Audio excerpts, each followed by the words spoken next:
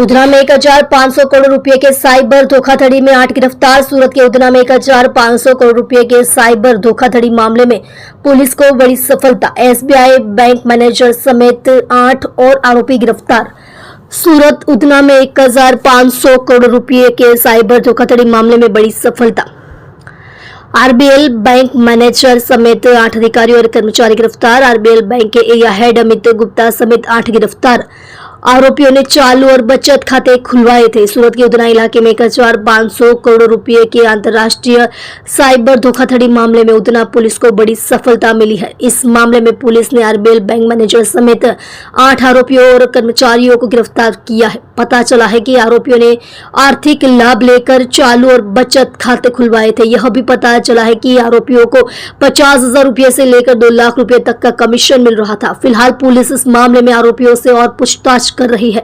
इस मामले में 1500 करोड़ साइबर धोखाधड़ी मामले में अब तक 12 आरोपियों को गिरफ्तार किया जा चुका है। 1500 करोड़ के बड़े साइबर धोखाधड़ी मामले में 8 और गिरफ्तार। सूरत के उधना इलाके में 1500 करोड़ रुपए के अंतर्राष्ट्रीय साइबर धोखाधड़ी मामले में उधना पुलिस ने 8 और आरोपियों को गिरफ्तार किया है। जानकारी के अनुसार इन आरोपियों में आरबीएल बैंक मैनेजर, अधिकारी और कर्मचारी शामिल है। उधना पुलिस ने आरबीएल बैंक के area head Amit Gupta, STM Arun Balubhai Khokhri, Nancy Goti, Naresh मनानी, कल्पेश कथिरिया, अशोक धाड़िया और अनिल जानी को गिरफ्तार किया है। पुलिस की जांच के अनुसार बैंक अधिकारियों को आरोपियों की साजिश की पूरी जानकारी थी। बैंक अधिकारी और कर्मचारी पैसे लेकर चालू खाते खुलवाते थे। अगर कोई सवाल या प्रॉब्लम आता था तो वे आरोपियों को उचित मार्गदर्शन भी देते थे।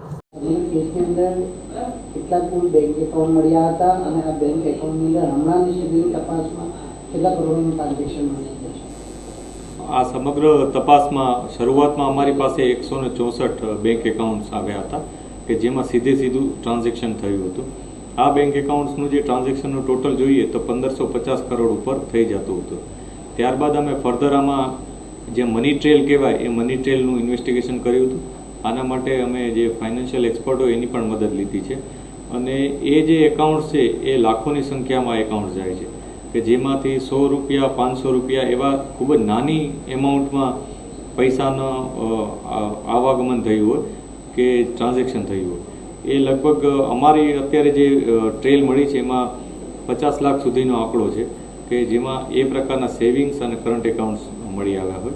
અમે એને ફર્ધર ફિલ્ટર આઉટ કરી રહ્યા છીએ કે જેથી કન્ફર્મ થાય કે આ 50 લાખ જે એકાઉન્ટ છે એમાંથી કોમન કેટલા છે, અંદરોઅંદર કેટલામાં ટ્રાન્ઝેક્શન થયું છે, એ ખૂબ જ મોટી અને વિસ્તૃત પ્રમાણમાં કરવું પડે એ પ્રકારનું ઇન્વેસ્ટિગેશન છે।